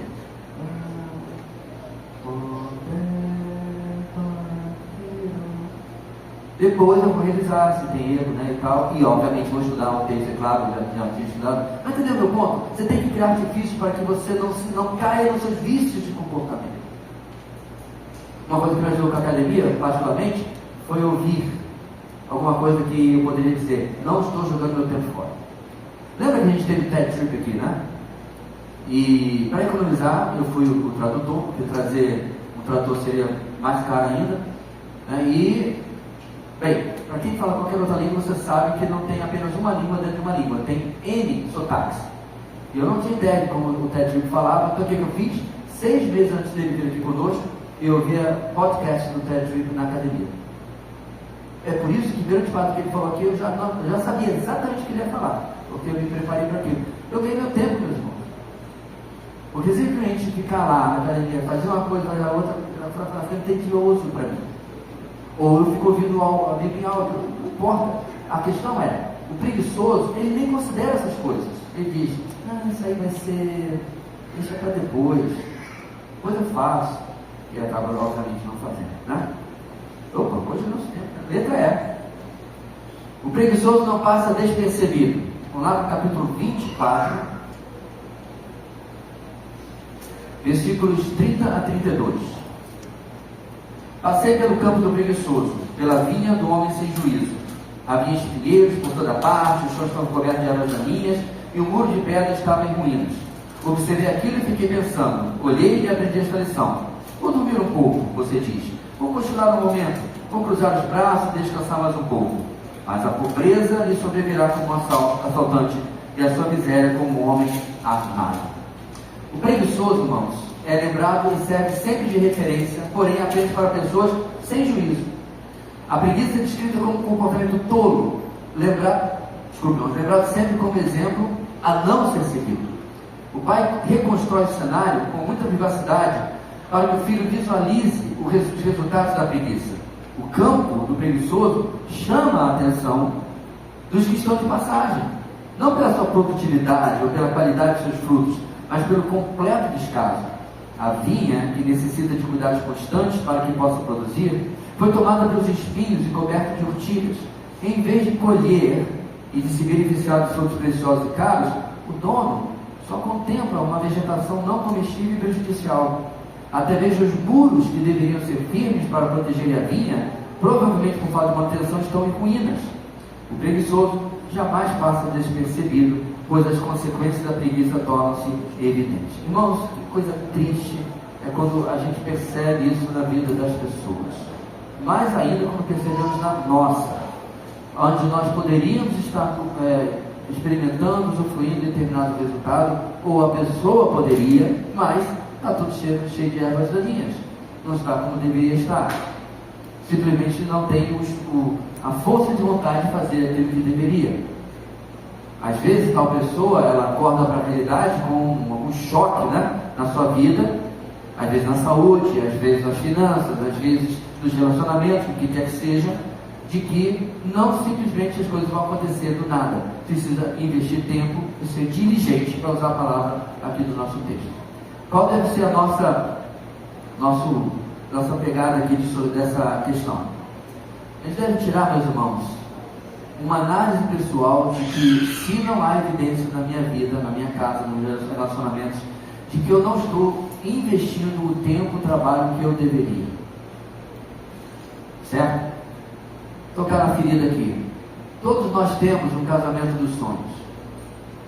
Não é que temos, ele está nos sonhos. Está lá, na nuvem. Não é armazenado na nuvem. Está literalmente, né, só nos sonhos. Não está no Google Drive, não. Pinterest? Não está lá também, não. Temos. Mas aí, vem encontro de casais, aí vem o livro tal, aí tem isso e aquilo, aí tem esse conselho. Só que esses conselhos requerem o quê? Trabalho, investimento, tempo, etc. E aí a gente não faz. E aquele casamento continua no mundo dos sonhos. E nós temos a vida espiritual do mundo dos sonhos, nós temos tudo da vida dos sonhos. Nós temos a forma física do mundo dos sonhos, né? Quando eu penso em mim, eu penso em outra pessoa. mas não é essa. Aí aquela pessoa não desiste. Bem, talvez aquela pessoa seja bem utópica, né? Você nunca vai ser mesmo tipo, não, eu queria tanto ser como, sei lá, né? Bora botar logo lá no Schwarzenegger. Não, você não vai. Especialmente com 54 anos. Nem ele era o Arnold Schwarzenegger de 54 anos. Então isso é real. Às vezes você quer o quê? Poder dormir melhor, forma física tem a ver com isso. Poder ter seus exames mais controlados, forma física tem a ver com isso. Ter menos dores no corpo, forma física tem a ver com isso. Obviamente, perder ou ganhar peso, forma física tem a ver com isso. Mas fica só no plano das ideias, das nuvens. E aí, as coisas começam a se notar. E como eu disse, meus irmãos, pior ainda quando eu noto em mim. Né? Eu não sou o cristão que eu deveria ser. E a culpa, lembra os homens aí? A culpa é minha, eu coloco quem eu quiser. Só que não tem, a culpa é minha. Não tem como dar uma de Adão, é a mulher que tudo deste. A culpa era dela e dele, mas não era dele, de Adão, né? Não tem, a culpa é minha, porque eu não estou dando espaço. Estou preguiçosamente achando que as coisas vão cair do céu. É difícil. Letra F, irmãos. O preguiçoso colherá miséria. De novo, capítulo 24, 33 e 34. Repetindo o texto, né? Vou dormir um pouco, você diz. Vou cochilar um momento, vou cruzar os braços e descansar mais um pouco. Mas a pobreza lhe sobrevirá como assaltante e a sua miséria como um homem armado. O campo do preguiçoso faz com que o pai relembre que os braços cruzados terão como fim apenas a decadência. Estrago e esfacelamento é o que espera aquele que priva a sua vida da produtividade. A conclusão a que o pai chega, com base no ensinamento de Provérbios 6, 10 a 11, é que o descaso causado pela preguiça leva a campos improdutivos, os quais levam a pobreza e a miséria.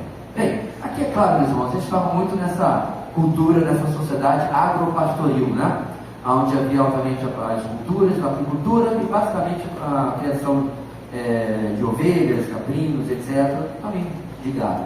E aí, obviamente, irmãos, tudo isso é um trabalho, não tem como, né?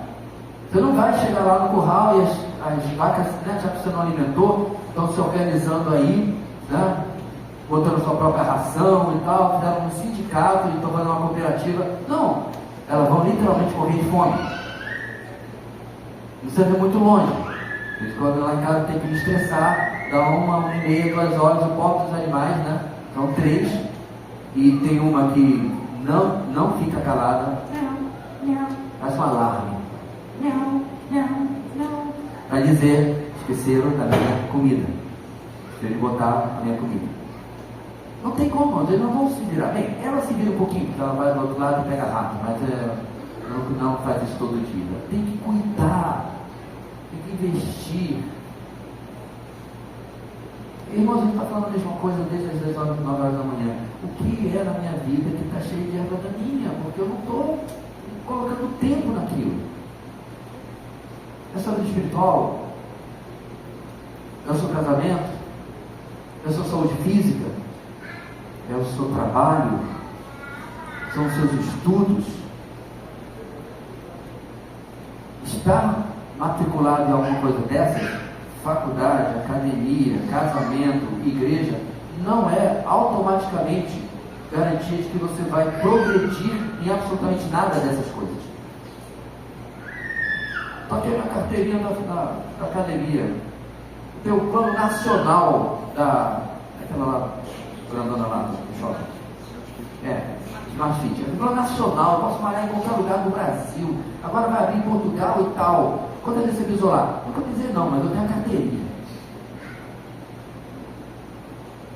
Que funciona como igreja de igreja também. Né? Sou membro da Comunidade Batista de Igreja. Reformado, viu? E daí? E daí? Mais uma conferência, está chegando aí, vai mais preencher a paciência de se inscrever, pode crer, conte comigo, é o último dia da minha vida, sabe por quê? Pensa como os pais encheram sua paciência para você comer o que você não gostava, não sabia fazer bem para você e de repente encher de sorvete. O seu papel, meus irmãos, todos nós, quando percebemos que algo que é importante para alguém não está sendo feito. É verdade, às vezes a gente pode até, como pais, como pastores, como maridos, como esposas, como mães, como pais, tudo, não falar da melhor maneira possível. Mas em lugar de nós usarmos as desculpas de que meu pai pega muito no meu pé, ou meu pastor, parar para ouvir o que está sendo dito, você precisa vir fazer tal coisa, que vai ser bom para você comer esse brócolis teológico. Não é uma metáfora aqui. Se a gente parasse para pensar, meus irmãos, como isso está tentando tirar a gente do nosso lugar, para levarmos para um lugar melhor, talvez a gente ganhava. A gente era beneficiado e se pareceria talvez mais com formigas nesse ponto aí. Terminando, amados, a sabedoria divina é essencial até mesmo naquelas coisas que achamos não ter nada a ver, como espiritualidade e sabedoria. Como, por exemplo, a maneira como temos administrado o nosso dinheiro, como temos controlado o nosso gasto e até a decisão de financiarmos um imóvel ou um carro, sobre o nosso casamento, sobre a nossa academia, sobre o nosso estudo, sobre tudo mais que você pode colocar aí nessa lista. Somos advertidos a calcular os riscos antes de tomarmos qualquer decisão que possa comprometer a saúde financeira de nossa família. Devemos ser graciosos para com os que nos cercam e praticar a generosidade. Porém, precisamos fazê-lo dentro das condições que Deus nos tem concedido. Além disso, a lição de hoje nos advertiu contra as consequências da preguiça. Precisamos aproveitar o tempo e as oportunidades, lembrando sempre que estamos servindo ao Senhor. Não devemos adotar essa postura com a intenção de enriquecer, mas principalmente com o desejo de administrar fielmente o que o Senhor nos tem confiado. Eu posso dizer para os irmãos que algumas vezes Deus usa de forças externas para impedir a nossa preguiça. Algumas semanas ou meses, não sei, depois que eu enchi a paciência do meu pai para comprar um violão, a irmã Maristela estava ensinando na igreja. Ela era uma estudante do antigo IBER, Instituto Batista de Educação Religiosa, que tinha no Rio de Janeiro. Ela estava ensinando violão na nossa igreja, e algumas semanas ou meses depois que eu comprei o violão, eu falei: pai, não quero mais estudar violão não. Pelo que vocês já viram aqui na igreja, você acha que meu pai aceitou meu requisito? Ele falou mais ou menos assim, vou parafrasear: nem que eu tenha que quebrar esse violão na sua cabeça, você vai estudar. Paralelamente, eu também falei para ele, isso já há vários anos adiante, né? Não quero mais pro inglês não, tratando. Ele falou assim, abre aspas, pega aí, gente, a sabedoria de Sejaria, tá? Ele falou assim, ó, se você quisesse ir, era melhor porque ele tem boa vontade, não querendo, você vai assim mesmo. Pastor, os pais eram tóxicos assim antigamente? Era. Hoje está tudo bem, passa uma Nutella. Quer não, Enzo? Papai pagou, mas você não quer não? Tá bom, então não vá. E aí não vai. Começa, desiste. Eu creio, meus irmãos, que a gente está criando uma geração de desistidores. Porque tudo pode você simplesmente parar, não quer fazer. Ah, é demais, está pesado. A cabecinha do Enzo.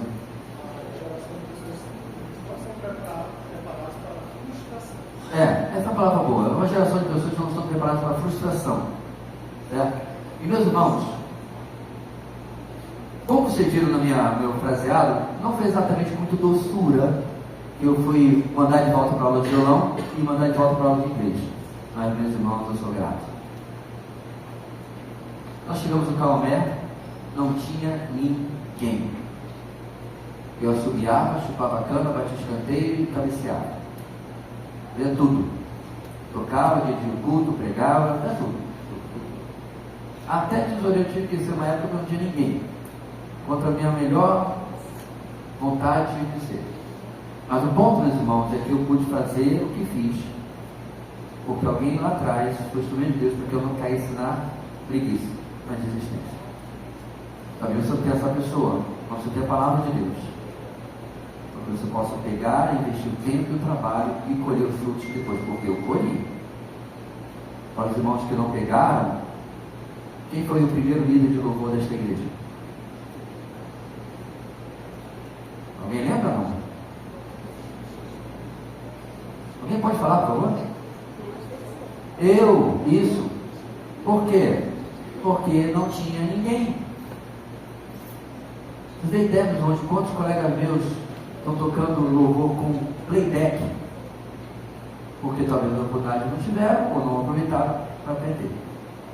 Mas eu não, obviamente, não fiquei. Eventualmente, passei o bastão foi passado hoje, né? Detalhes, e outras pessoas estão colaborando. O ponto, meus irmãos, é que você não sabe, estou falando do ministério, é verdade, de quantas coisas Deus pode usar com aquilo que hoje você simplesmente não queria. Queria fazer, você não investe, não tem a intencionalidade de fazer o que você precisa fazer. Obviamente, isso se aplica a cada um de uma maneira diferente, em cada história de uma maneira diferente. Irmãos, eu recomendo vocês também lerem do pastor, alguma coisa Cavaco, não lembro o nome dele, Tiago Cavaco, certo? Seis mensagens sobre a preguiça, tá? Texto muito valioso, né? É português, certo? Não é que o livro está em português, Tiago Cavaco é português, né? Português de Portugal. Ele é um livro muito válido para esse assunto que a gente está vendo aqui também. Ok? Vamos ficar de pé, amados, vamos orar, encerrando o nosso tempo de hoje. Deus querido, ajuda-nos, ó Pai, a olhar para as nossas vidas, em um mundo, ó Pai, que tem tentado colocar em nossas mentes, e temos muito aceitado, alternativas para uma vida produtiva, e uma vida que está realmente correndo atrás daquilo que nós devemos fazer. Especialmente, ó Deus, aquilo que temos sido menos moldados para te servir, por causa de nossas escolhas, incluindo, ó Pai, as escolhas na área profissional, financeira, material. Dá-nos sabedoria, dá-nos firmeza para dizer sim ou não, mediante o teu querer para nós. Abençoa, Deus, o resto do nosso dia, que nós possamos estar aqui juntos para novamente ouvir a tua palavra. É a nossa oração, em nome de Jesus. Amém.